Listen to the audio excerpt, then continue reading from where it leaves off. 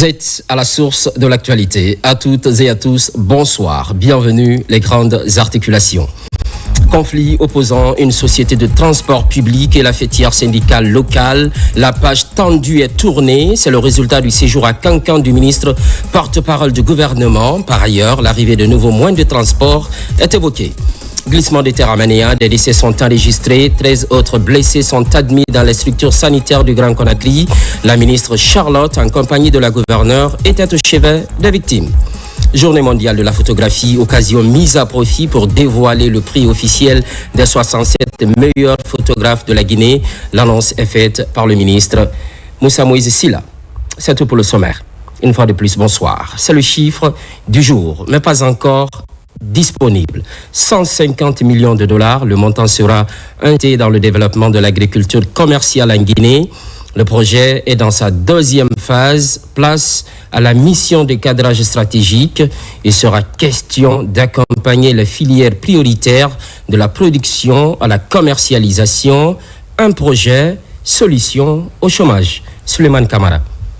Le projet de développement de l'agriculture commerciale est une initiative gouvernementale de modernisation du secteur agricole. Son objectif est d'attirer 150 millions de dollars d'investissement et de créer 24 000 emplois pour les jeunes et les femmes. Cette mission a plusieurs objectifs. Le premier, c'est discuter avec la partie guinéenne, projet en cours d'appui à l'agriculture commerciale. Donc il y a un projet qui aide à accroître les investissements privés dans des chaînes de valeur ciblées au secteur agricole et qui permet de construire des infrastructures importantes pour ce secteur privé, mais aussi d'appuyer avec des financements, du renforcement de capacité des entrepreneurs, des coopératives et de mettre en place, d'aider à la mise en place d'un cadre institutionnel incitatif pour le secteur privé. Pour créer des emplois durables, le projet construit un écosystème favorable à l'agro-industrie. Il soutient les entreprises agricoles, moteurs d'innovation et d'emploi, en renforçant les normes de qualité, une initiative soutenue par la Banque mondiale. C'est un projet qui appuie plusieurs maillons de chaîne de valeur, comme on le dit, depuis le maillon de la production jusqu'au maillon de la commercialisation. Pour commercialiser, il faut également que les acteurs, notamment le secteur privé, aient accès au financement. Donc c'est un projet qui a mis en place un dispositif d'appui au secteur privé à travers des financements, soit des subventions à prix partagé ou bien des garanties. Sur le plan logistique, le PEDAC réhabilite les axes routiers stratégiques, bénéficiant déjà à plus de 300 000 personnes. Cet effort désenclave les zones de production et stimule les investissements privés dans les filières agricoles porteuses de croissance. Et puis, cette tournée du ministre de l'élevage dans les sites relevant de ses compétences, Félix Lama et son équipe arrivent à Dubreuilka. Principale mission, visiter les fermes bovines. Le cheptel est passé en revue. Les contraintes sont soulevées. Il reste à trouver des réponses idoines afin de soulager les populations. Noumousso Diakité. Le ministre de l'élevage et ses cadres sont mobilisés pour promouvoir et améliorer le contenu local selon le schéma transformationnel du secteur de l'élevage. Le ministère encourage et soutient les éleveurs locaux. Il s'assure également du respect des normes sanitaires et environnementales dans les fermes pour garantir le bien-être des consommateurs des productions animales. Nous nous réjouissons d'être dans cette ferme, voir des modèles de croisement, des modèles d'insémination, des résultats de F1, F2 qui peuvent vraiment améliorer la production et la productivité animale. Au sein du ministère de l'élevage, nous avons les centres d'application de l'élevage où aujourd'hui nous pouvons vulgariser ces techniques d'élevage où ils ont réussi à améliorer la productivité de viande et de lait, le vulgariser dans nos centres afin qu'on nous vulgarise au niveau des élevages privés pour booster l'élevage d'une manière générale et la production animale. Les installations des fermes Aoudi et BD Farm Group ont été saluées pour leur conformité aux normes. BD Farm Group produit 100 litres de lait par jour à partir de bovins africains et européens. Une production transformée sur place pour la consommation locale. Cependant, des défis sont à relever pour assurer la croissance de ces fermes. C'est une non-satisfaction de recevoir le ministre de l'élevage, M. Félix Lamar, son excellence, pour leur présenter notre projet qu'on a débuté, ça fait 7 ans. C'est un aspect important pour la vulgarisation de l'élevage en Guinée. Grâce à ces actions, le ministère espère stimuler l'économie locale et favoriser la croissance des différentes filières du secteur de l'élevage. Libre circulation des personnes et des biens, le corridor Conakry-Bamako a une forte réputation, mais récemment, on déplore un conflit opposant une société de transport public et la fêtière syndicale locale. La page tendue est tournée. En séjour à Cancan, le ministre porte-parole du gouvernement a réussi à passer l'éponge sur ce dossier brûlant. Séance tenante, de bonnes intentions sont exprimées, comme l'arrivée de nouveaux bus et taxis, bref, la modernisation du secteur des transports. Djaokaba. À Cancan, le ministre des Transports Ousmane Gawala rencontre les structures syndicales des transports terrestres sur la table des discussions pour de la cohabitation pacifique entre une entreprise de transport public et le mouvement syndical bien. Les doléances posées mettent l'accent sur le respect de la législation. Qu'ils prenaient les passagers pour le Mali, il est débarqué à Sigri, prendre les coups. Ça, c'est du désordre. Donc, nous avons écouté nos ministres, nous avons posé nos problèmes. Et je sais que le ministre a donné une solution fiable. La Guinée a ratifié des conventions de 82 à 92, 98, 2002. Toutes ces conventions accordaient la libre circulation des personnes et leurs biens. Le ministre a fait un aperçu général sur ces différentes conventions, ses avantages pour la Guinée et le non-respect, les conséquences liées au non-respect de ces conventions. Sur le corridor Conakry-Bamako, la libre circulation des personnes et de leurs biens est défendue pour solidifier cette coopération séculaire. Désormais, plus de bisbilles entre les structures syndicales de transport terrestre et l'entreprise de transport public. Nous avons conseillé que lorsqu'ils sont face à des préjudices, que l'État est là pour les réparer et d'éviter de se rendre justice. Parce que nous ne voulons pas de perturbation de la paix sociale et c'est ce qui motive notre déplacement. Nous sommes ici aussi pour que chacun comprenne que l'État est attentif à ses préoccupations et que nous prendrons les dispositions nécessaires pour les aider. Nous sommes promis d'être en contact et de maintenir le fil de dialogue. De belles promesses sont tenues pour un nouveau départ dans les transports publics. Le ministre des Transports a aussi traduit les actions du chef de l'État, général Mamadi Doumbouya, pour rendre les déplacements des citoyens plus fluides et adhérer aux exigences de compétitivité. Il faut préciser que le lieu du glissement de terrain à Manéa est aussi appelé site de Zakopé. Dès les premières heures du drame, l'armée guinéenne intensifie les actions citoyennes. On cite en exemple le recasement des familles sinistrées dans les écoles de la municipalité.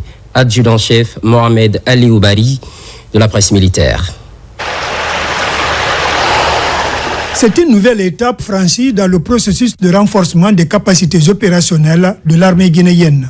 La deuxième promotion de certificat technique CTD Train et de la première promotion certificat technique élémentaire auto-engin blindé 7E A et B ont officiellement bouclé leur formation. Devant un parterre d'autorités militaires et familles, ils reçoivent leur précieux sésame au centre de formation de conduite et mécanique auto des armées. C'est 246 stagiaires repartis comme suite. 92 pour le CT2 train, dont 2 personnels féminins, et 154 pour le certificat technique élémentaire auto-engin blindé, dont 1 personnel féminin, ont suivi avec assiduité l'intégralité des programmes d'instruction des 2 stages, parsemés de matières complexes. L'organe de commandement du train et garage et du bâton spécial de Conakry, BSC, a mis en exergue le sérieux, la discipline et la volonté des stagiaires. Sous l'impulsion du chef de l'État, le président de la République, le général Mamadi Doumbouya, l'arme du train connaît une montée en puissance à travers l'acquisition des équipements modernes. Chers stagiaires, vous êtes les acteurs de cette transformation. Chaque véhicule entretenu contribue à la sécurité de notre nation. Vous êtes désormais appelés à occuper une place importante dans la chaîne logistique de nos forces.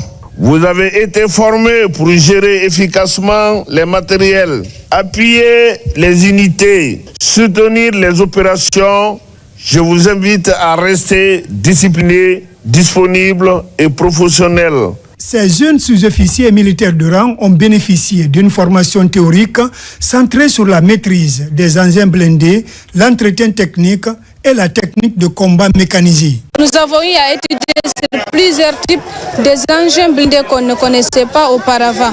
Ce sont des véhicules blindés qui sont dans la famille de MRAP, qui est mine embuscade de résistance protection. Avec cette cérémonie de remise de certificats et de satisfaits aux cadres et stagiaires, les forces armées guinéennes confirment leur détermination à renforcer la spécialisation et la professionnalisation des hommes, gage d'une armée moderne et performante. Vous avez dû le corriger par vous-même. C'est une rencontre de forces de défense et de sécurité axée sur un renforcement des capacités. Dans l'actualité toujours, le Prytanée militaire de Guinée déploie ses ailes. Week-end dernier, les élèves ont rejoint le Ghana afin de participer à une colonie de vacances internationales. Un déplacement en lien avec Simandou Academy, porté par le chef de l'État, le général Mamadi Doumbouya. Cette immersion se veut un cadre d'échange et d'ouverture sur le monde. Fatoumata Kourouman. Le Prytanée militaire de Guinée, symbole d'excellence éducative et de discipline, a pris ce week-end son envol pour la République du Ghana. Ses pensionnaires participent à une colonie de vacances internationale organisée dans le cadre de l'initiative Simandou Academy, portée par le chef de l'État, son Excellence le général Mamadi Doumbouya. Créé par la volonté du président de la République, le Prytanée militaire de Guinée constitue une véritable pépinière de l'élite guinéenne. Ces jeunes élèves, sélectionnés pour leur mérite et leur discipline, incarnent la vision du général Mamadi Doumbouya, celle de bâtir un capital humain solide, capable de porter haut les couleurs de la Guinée dans tous les domaines. À Accra, ces élèves bénéficieront d'un programme riche et varié. Au-delà des activités de détente et de loisirs, ils prendront part à des rencontres culturelles et académiques, à des échanges avec leurs pairs ghanéens et à des ateliers qui élargiront leurs horizons. Cette expérience internationale vise à renforcer leur ouverture d'esprit, leur leadership et leur sens du devoir envers la nation. Ce voyage marque une étape importante dans la formation de ces jeunes, appelés à devenir demain les cadres, les leaders et les ambassadeurs d'une Guinée forte et respectée.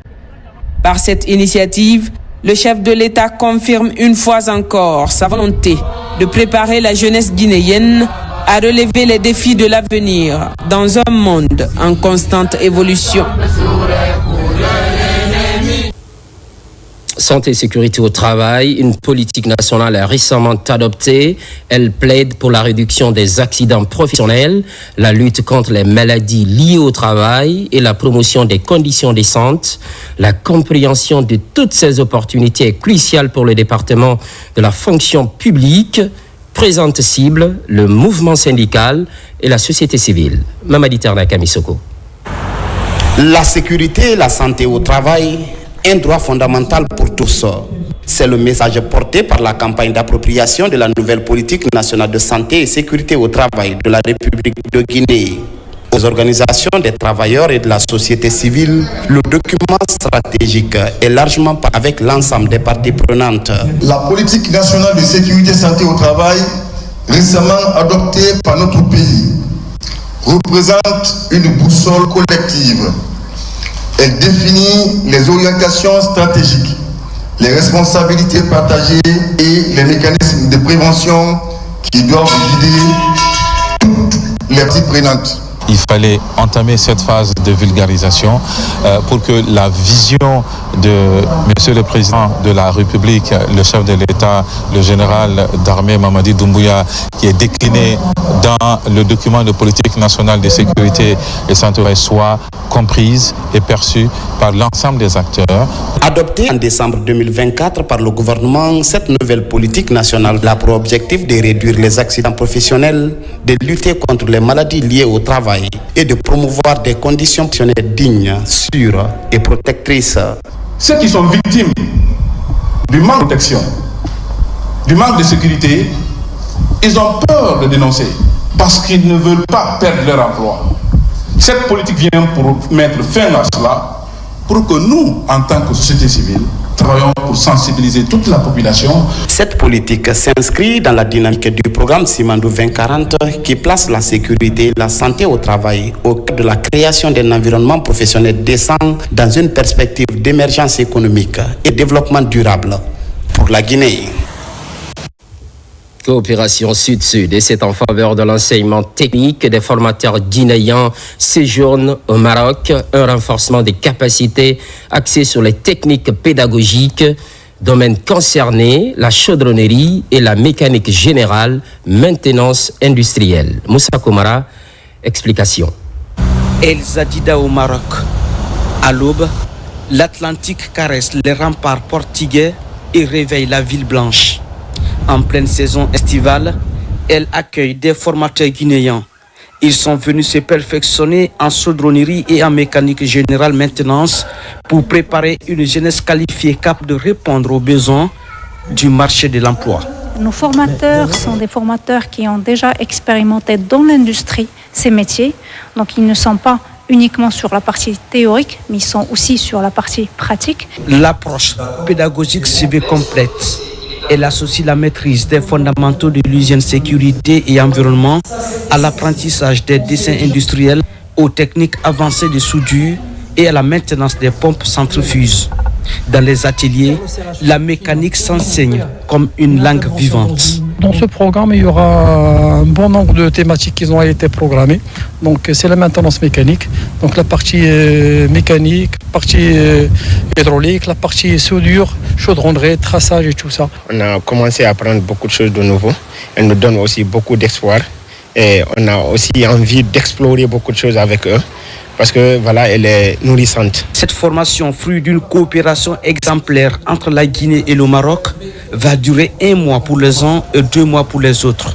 Le ministère de l'Enseignement technique, la formation professionnelle et de l'emploi met un point d'honneur à la qualification du corps enseignant, donc des formateurs. Ce qui fait partie de Simandou Academy. Elle investit énormément dans cette initiative et les formateurs vont suivre toute une chaîne de valeur pour qu'ils soient des formateurs de demain. À travers ce programme ambitieux, le ministère de l'Enseignement technique et de la formation professionnelle réaffirme sa volonté de bâtir un système de formation efficace, innovant et tourné vers l'insertion des jeunes.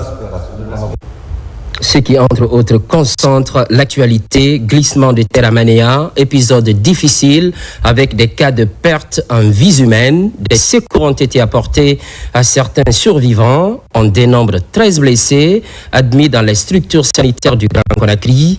Des soins gratuitement pris en charge par le gouvernement. Il faut le préciser, la ministre Charlotte, en compagnie de la gouverneure de Conakry, était au chevet des patients. Les parents des victimes saluent la démarche. Mohamed Kamara. Quelques jours après le drame de Manéa, le gouvernement apporte sa compassion et sa solidarité aux blessés de l'éboulement. Au nombre de 13, ils sont répartis dans 3 structures sanitaires de Conakry et de Koya. En compagnie de la gouverneure de Conakry, la ministre en charge des questions de vulnérabilité s'est rendue au chevet des blessés à l'hôpital préfectoral de Koya, en passant par l'hôpital de l'amitié sino-guinéenne. Aujourd'hui, nous avons compris que depuis ce drame est arrivé, le Guinéen est en solidarité parce que c'est tous les Guinéens qui sont en branle pour soutenir les victimes. Notre devoir en tant qu'autorité, c'est de venir nous acquérir de l'aide, m'assurer que toutes les personnes blessées qui ont été envoyées dans les différentes structures ont été entièrement prises en charge. On voit que tous les malades qui sont là sont stabilisés.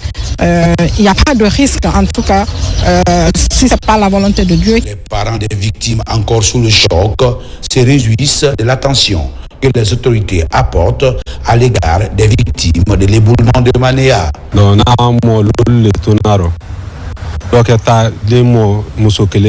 J'ai perdu 5 âmes dans ce drame et 5 autres blessés. 3 sont hospitalisés à l'hôpital de Koya et 2 autres sont à l'hôpital sino-guinéen. Vraiment, aujourd'hui, je suis très ravi de l'apport des autorités. Dès les premières heures, le ministre de la Santé et de l'Hygiène publique a donné toutes les instructions à travers ses services techniques pour mettre d'abord en place un plan blanc, c'est-à-dire que dispositions à prendre pour l'évacuation des victimes et leur prise en charge gratuite à nos jours. 13 patients ont été reçus de sources hospitalières au niveau de l'hôpital préfectoral de Koya, dont 6 ont été évacués à Conakry, 4 à l'hôpital de Chino-Guinéenne et 2 qui sont sous traitement à l'hôpital Ignace Dine. Au-delà des cas de décès et de blessés enregistrés, un nombre important de sinistrés sont pris en charge dans l'enceinte de l'école militaire de Manéa où ils sont accueillis depuis le jour même du drame. Le phénomène va crescendo. Insécurité à Conakry. Un travailleur de la RTG agressé par les malfrats. Son nom, Daoudaba, journaliste sportif et syndicaliste en même temps. Il a reçu des coups affectant dangereusement son œil gauche. Kerno Maroufba, images et témoignages. Une partie du visage touchée, principalement l'œil gauche. C'est l'état dans lequel se trouve Daoudaba, journaliste sportif à la RTG et syndicaliste. Depuis hier, son état de santé est critique après avoir été victime d'une agression de jeunes à Bomboli en fin de journée. Il a été surpris par ces jeunes qui ont déclenché une manifestation spontanée sur l'axe Le Prince. De l'hôpital de l'amitié sino-guinéenne de Kipé, au CHU d'Anka, Daoudaba a reçu les premiers soins. Daoudaba été agressé, défiguré aujourd'hui. Après les consultations, le résultat à l'urgence déjà révèle que il y a eu éclatement du globe oculaire, ce qui veut dire que l'œil gauche est parti. Donc il faut maintenant les dispositions d'urgence que notre ami a subi inhumain. À l'annonce de cette agression par ce jeune, le ministre de l'Information et de la Communication, les cadres de l'économie et des finances et l'ensemble des travailleurs de la RTG sont mobilisés pour apporter leur solidarité. Vu la gravité de l'état de santé des journalistes et syndicalistes Daoudaba, une prise en charge immédiate a été mise en place. Grâce à la diligence de monsieur le ministre Farasouma, qui a vraiment pris attache avec l'administration de l'hôpital d'Ankara et de Sino. La prise en charge se déroule normalement. Hier nuit déjà, tous les examens prescrits ont été réalisés, lui ont été administrés. Et où nous nous retrouvons, l'administration de l'hôpital d'Ankara, directement à partir du service ophtalmologie, où il a été consulté en premier lieu, et orienté au service. Oui, nous pouvons confirmer que notre collègue Daouda bénéficie, n'est-ce pas, des soins nécessaires, de la prise en charge nécessaire. Un autre agent de la RTG, François Solopogui, a subi le même sort à Bomboli, toujours après une journée de travail. Ces multiples agressions sur cette partie relancent encore la question de l'insécurité engendrée par ces jeunes sur l'axe Le Prince, une des principales voies de la capitale. Toutes nos sympathies à Daoudaba. À présent, ce communiqué de la Haute Autorité de la Communication. Dans le cadre de l'organisation du référendum du 21 septembre 2025, la Haute Autorité de la Communication HAC convie les associations professionnels des médias et les directeurs des organes de presse intéressés par la couverture médiatique de la campagne référendaire à une rencontre d'échange le mercredi 27 août 2025 à 15h à son siège. La HAC s'est comptée sur la présence effective de tous les acteurs concernés. Conakry, le 26 août 2025, pour la Haute Autorité de la Communication, le président Boubacar Yassine Diallo. Dans l'actualité toujours, projet de nouvelle constitution, la vulgarisation se poursuit. À Lambaye, les citoyens partagent le contenu du texte. C'est le fruit de la collaboration entre le conseil de quartier et la structure Carton Rouge. Alpha Isiagaba. À la maison des jeunes de Lambaye, des messages qui font l'actualité du moment sont passés. Il s'agit de la vulgarisation du projet de nouvelle constitution devant les habitants, le contenu ainsi que les grandes innovations ont été expliqués. En tant que représentant de l'État à la base, c'est un devoir pour nous de faire connaître le contenu de la nouvelle constitution à nos citoyens. Et avant d'aller au vote le 21 septembre prochain, il faudra faire en sorte que le contenu soit largement partagé, soit expliqué, connu à nos mamans, surtout à nos frères qui n'ont pas été à l'école. À l'origine de cette campagne de vulgarisation du projet de nouvelle constitution, le bureau du conseil de quartier, en collaboration avec le mouvement Carton Jaune, tous les quartiers de la commune de Lambaye sont concernés par l'opération. Nous avons échangé avec nos mamans effectivement sur le contenu de la nouvelle constitution, qui est pour nous vraiment le meilleur document de tous les temps. Depuis vraiment la première République jusqu'au jour d'aujourd'hui. Et nous avons rencontré la meilleure des constitutions au jour d'aujourd'hui. Donc il fallait effectivement saisir cette bonne opportunité, échanger le contenu de cette nouvelle constitution à nos mamans pour qu'ils comprennent effectivement à quoi sert cette constitution. Pour faciliter la compréhension, des copies du projet de nouvelle constitution ont été remises aux citoyens présents à la rencontre. 3 localités de la région de Kindia sont récemment touchées par la campagne de vulgarisation du projet de texte fondamental. Il s'agit de Maferenya, Forekaria et Kindia, la préfecture. Les populations sont édifiées sur le texte. Aboubakar Djabi. Conformément à leur agenda, ces membres de la structure Génération Générale Lansana Conté entament une étape décisive vers la vulgarisation à grande échelle du projet de nouvelle constitution. Le ton est officiellement donné ici dans la sous-préfecture de Maferenya. Les innovations majeures proposées par ce document fondamental sont expliquées. De là, nous voici au chef-lieu de Forekaria, où toutes les couches socio-professionnelles sont mobilisées pour prendre connaissance des textes juridiques portés sur l'épanouissement des femmes et les enfants du pays. Nous accueillons favorablement cette nouvelle constitution. Ces femmes nous ont bien expliqué son contenu. Ce geste nous va droit au cœur. C'est dans une ambiance festive que la structure Génération Générale Lansana Conté est reçue dans la cité de Fodé Katibi Touré. Aux côtés des autorités locales et leaders d'opinion, ces femmes exposent sur les différentes articulations du projet de nouvelle constitution, notamment la gratuité de l'enseignement préuniversitaire et la santé universelle.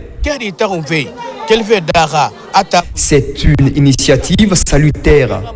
Procéder à la distribution de ces copies de nouvelle constitution est un facteur qui prouve à suffisance que ce document est fait en faveur de la population guinéenne. Une nouvelle constitution. Cette nouvelle constitution est très favorable pour nous les femmes. Il prend en compte nos préoccupations et garantit l'égalité des sexes en Guinée. Avant la date du référendum constitutionnel fixé au 21 septembre prochain, Génération Générale Lansana Conté compte étaler et élucider ce document référentiel auprès de communautés locales à majorité illettrée. Ici, dans la ville des Agrumes, la stratégie d'expliquer dans la langue nationale le contenu du document constitutionnel est adoptée pour une large compréhension. C'est le message de la Constitution. Comme on le dit, cette Constitution, elle incobe tous les Guinéens. Tout Guinéen doit propager ce message pour que ça puisse passer. Parce qu'elle est positive, cette Constitution. Donc, à travers nos messages passés en langue vernaculaire, le message passe efficacement et elles sont réellement contentes de ça. Partout où ces initiatrices ont posé leurs valises pour la vulgarisation du projet de nouvelle constitution, il a été aussi question de procéder à la lecture du Saint-Coran et de sacrifices. Une manière d'implorer le pardon d'Allah en faveur de la réussite de la transition et de la paix en Guinée.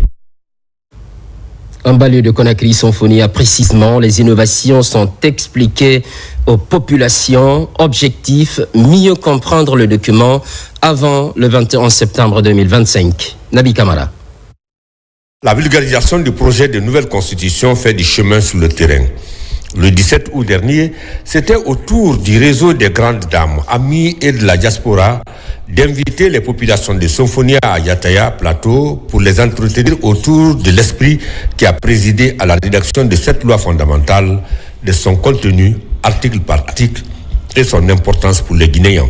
Tout le monde doit savoir que ce qui est là-dedans, c'est pour tout le monde. Ce n'est pas pour une seule personne. C'est pour toute la Guinée. Et on doit lire pour savoir ce qui est notre droit. Au marché de Kaporo également, les femmes et les hommes marchands n'ont pas voulu rester en marge de la vulgarisation. Ils se sont fortement mobilisés pour se familiariser avec le contenu de ce projet de constitution. Ces femmes comprendront la raison pour laquelle elles viendront voter pour cette constitution positivement ou négativement. Si elles ne sont pas informées, elles ne se sont pas appropriées de ce dont elles parlent, de ce dont on parle, elles ne pourront pas prendre la bonne décision par rapport à ce document.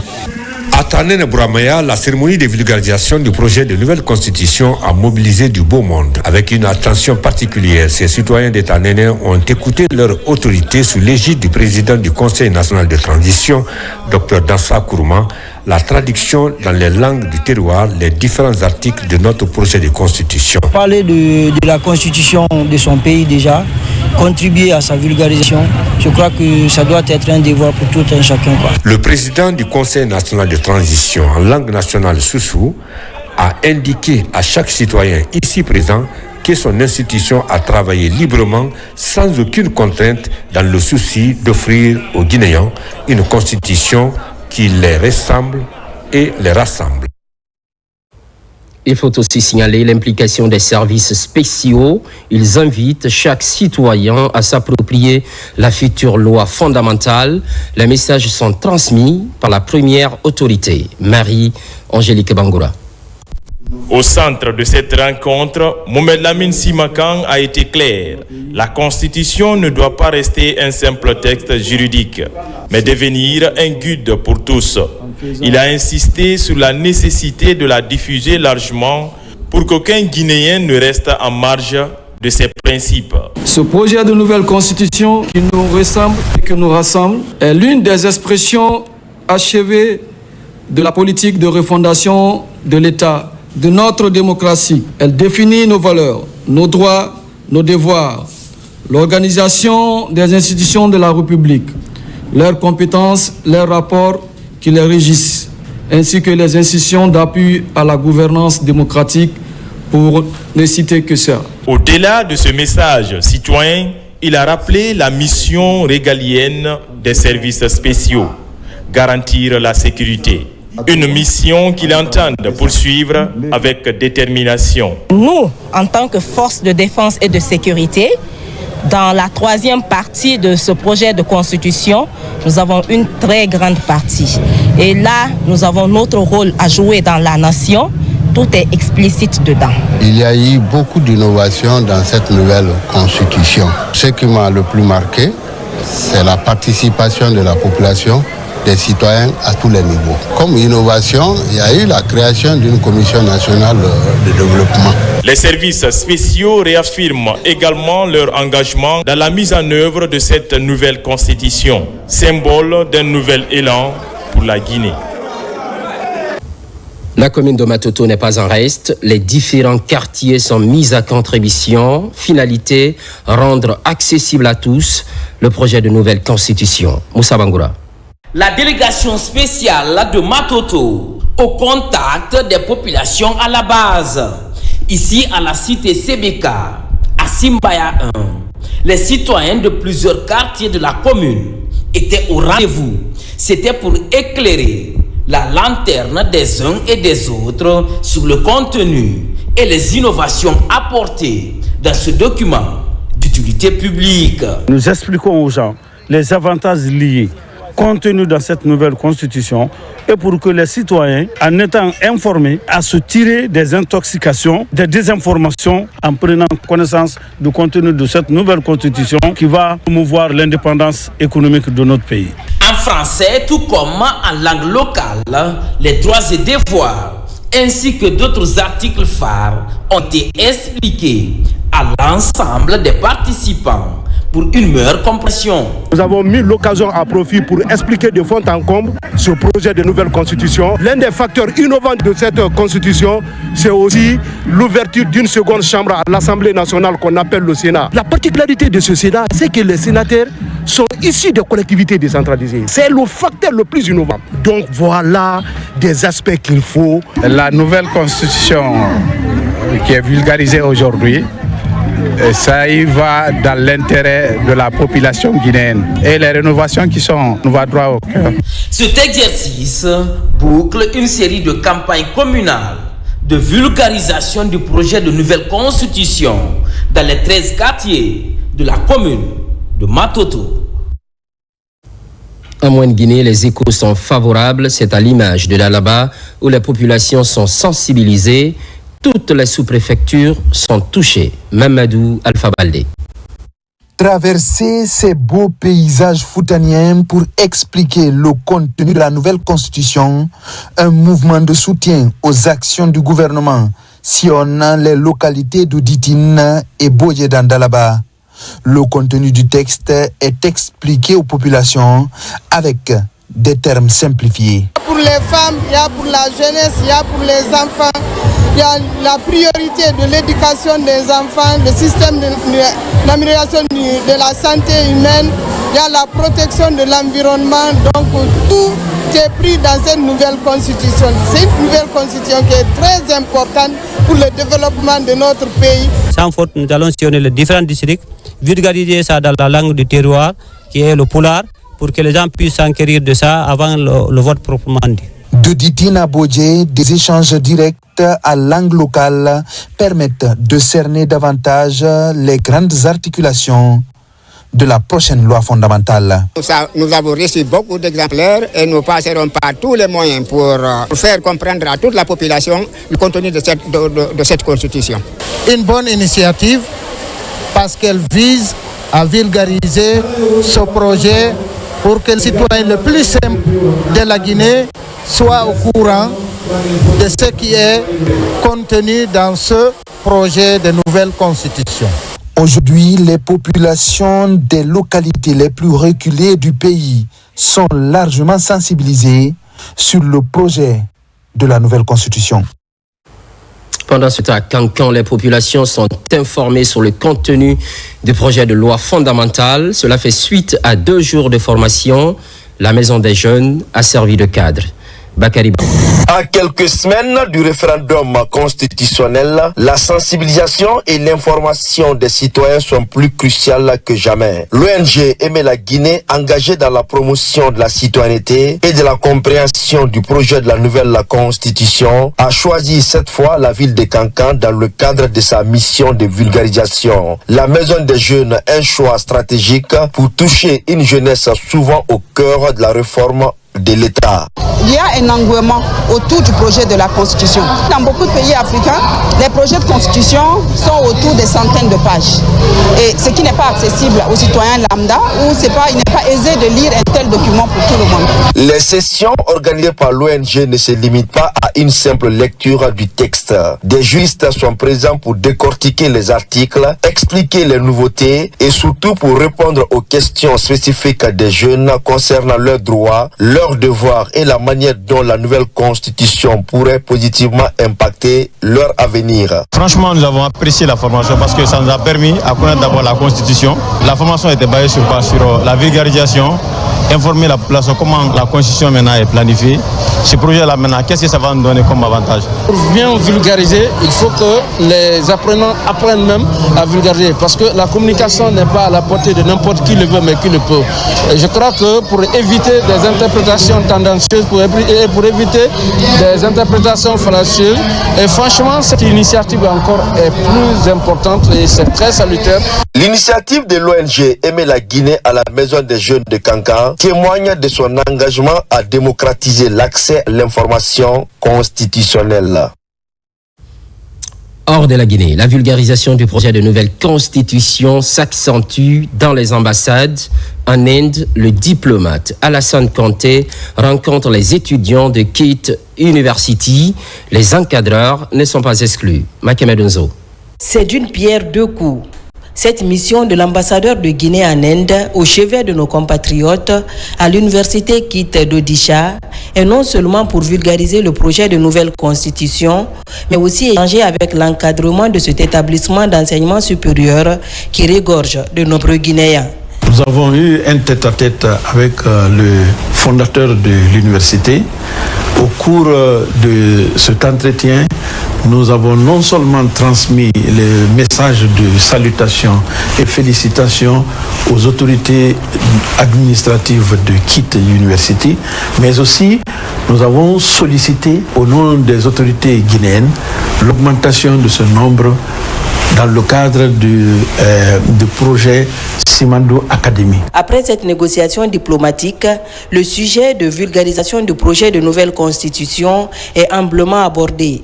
Les missionnaires reviennent sur le contenu de cette loi fondamentale. Nous avons passé le message selon lequel les compatriotes vivant ici, notamment les étudiants, puissent s'approprier du contenu de la nouvelle constitution. Nous sommes venus avec des exemplaires que nous avons partagés et le contenu a été expliqué. Cette université où vivent étudiants guinéens est à plus de 1600 km de New Delhi où réside l'ambassadeur. Chaque étudiant est doté d'une copie du projet de nouvelle constitution, une manière de les amener à s'approprier son contenu avant le jour du vote. Sur tout autre plan, environnement, Conakry, ville verte, un défi que se fixe l'amicale des anciens élèves de l'école primaire Kwame Nkrumah du centre islamique d'Onka jusqu'à la terrasse du stade 28 septembre. Plusieurs espèces sont plantées. C'est un reboisement sur fond de sensibilisation. Sona Sagnon. Conscients des bienfaits des arbres, les anciens élèves de l'école primaire Kwame Nkrumah à Boulbiné ont décidé de contribuer à la transformation de Conakry en ville verte. Leur action s'est déroulée du centre islamique de Donka jusqu'à la terrasse du stade du 28 septembre. On a voulu lancer notre activité par un reboisement qu'on a effectué, et puis on est venu revisiter notre école.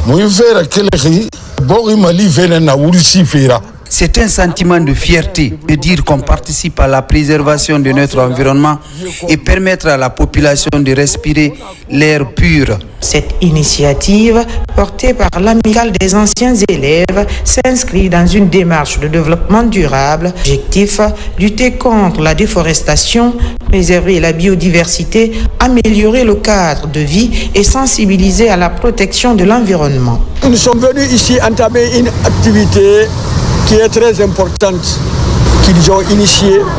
Il s'agit de planter un arbre. Chacun va planter un arbre. Je les félicite, je les encourage pour cette initiative. Plusieurs plans ont été mis en terre. Dans une ambiance conviviale, les membres du collectif en ont profité pour évoquer leurs souvenirs d'école et lancer un appel à tous. Planter au moins un arbre chaque année pour que la Guinée retrouve son image de pays forestier. Religion, pèlerinage chrétien, visite des sites emblématiques, cap sur le lac Tibériade, en Galilée, la foi des pèlerins semble ravivée. Sur place, la célébration eucharistique, elle est présidée par l'évêque accompagnateur Moïse Tenkiano. La suite avec nos envoyés spéciaux, Marie-Angélique Bangoura, Robert Silitolno, Robert Bangoura. Terre des miracles et berceau de la mission du Christ. Ici, Jésus appela ses disciples, enseigna les foules et marche sur les eaux. Ce vendredi 22 août, les pèlerins guinéens catholiques poursuivent leur marche spirituelle sur ces rives où ils ont pris part à la célébration eucharistique, célébration au cours de laquelle les prières ont été dites pour la Guinée et ses dirigeants. Nous sommes en train de préparer tant d'élections dans notre pays pour la transition et nous sommes en train encore de présenter non seulement aux Guinéens, mais aussi à Dieu la constitution qui nous ressemble et qui nous rassemble. Et pour cela, il y a des tempêtes parfois. Donc nous avons besoin de la présence du Seigneur. Pas que nous sommes intelligents pour écrire une nouvelle constitution, mais nous avons besoin aussi de la force du Seigneur pour que cette constitution puisse nous rassembler et nous rassembler pour le bien-être de notre pays. À Capharnaüm, ville où s'est réfugié Jésus, ici, chaque pierre, chaque vestige porte encore l'empreinte du Maître. Et à Takba, un autre lieu du miracle des pains et des poissons. Ici, 5 pains et 2 poissons ont suffi à nourrir une foule immense de plus de 5000 hommes. Les pèlerins redécouvrent la force de ce signe. Marcher sur la trace des pieds de Jésus est très important pour moi. C'est pour cela que malgré mes 76 ans bientôt, j'ai décidé de venir en Israël pour voir et suivre les traces que Jésus a tracées. Cette journée a été couronnée par la visite au sanctuaire de Magdala, ville de Marie-Madeleine, la fidèle disciple qui resta debout au pied de la croix.